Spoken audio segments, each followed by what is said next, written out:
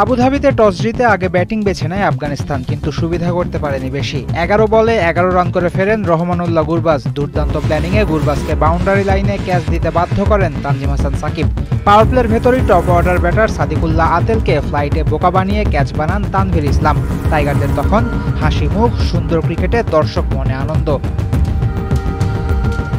কিন্তু ভুল হতে খুব বেশি দেরি হয়নি। তানভীরের বলেই ইব্রাহিম জাদরানের সহজতম স্ট্যাম্পিং মিস করেন নুরুল হাসান সোহান। লাইভ পেয়ে ইনিংস বড় করতে থাকেন এই ব্যাটার। যদিও সেঞ্চুরি বঞ্চিত হয়ে 95 রানে আউট হয়েছেন ইব্রাহিম, ততক্ষণে তার দল পেয়েছে সম্মানজনক স্কোর। বোলিং ইনিংসে ভুল হয়েছে আরও একটা। আফগানরা 157 রানে 7 উইকেট হারানোর পর গাজানফারের ক্যাচ ছেড়েছেন রিশাদ হোসেন। লাইভ পেয়ে স্পিনারও করেছেন 18 বলে 22। ইনজুড রহমত শাহ ব্যাটিং করতে পারেননি বিধায় 190 রানেই থামে আফগানিস্তানের ইনিংস। টার্গেট 191 রান, এ আর এমন কি? ধারণা এমনই থাকার কথা, আর সেটা অস্বাভাবিক না। কিন্তু বর্তমান ওয়ানডে দলের কাছে স্বাভাবিক ঘটনা ঘটানোই যেন অস্বাভাবিক কাজ। রান তারায় 0 রানে প্রথম উইকেট হারায় বাংলাদেশ।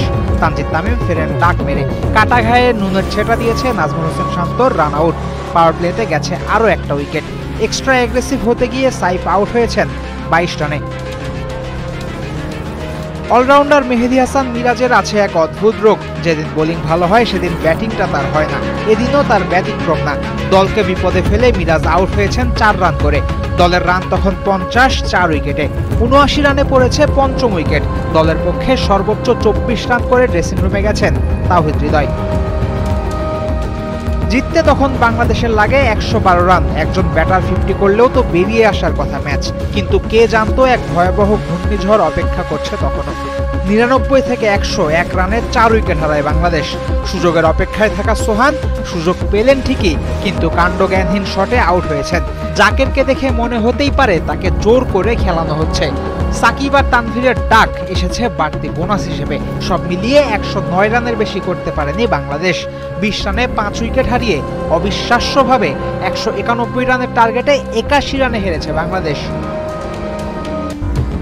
শেষ 10 ওয়ানডেতে এটা বাংলাদেশের 8ম পরাজয়। টাইগাররা জিততে পেরেছে মাত্র একটা ম্যাচে।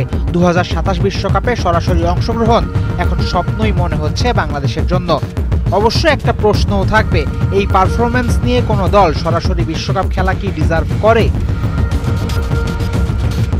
ফয়সাল হাবিব, 71।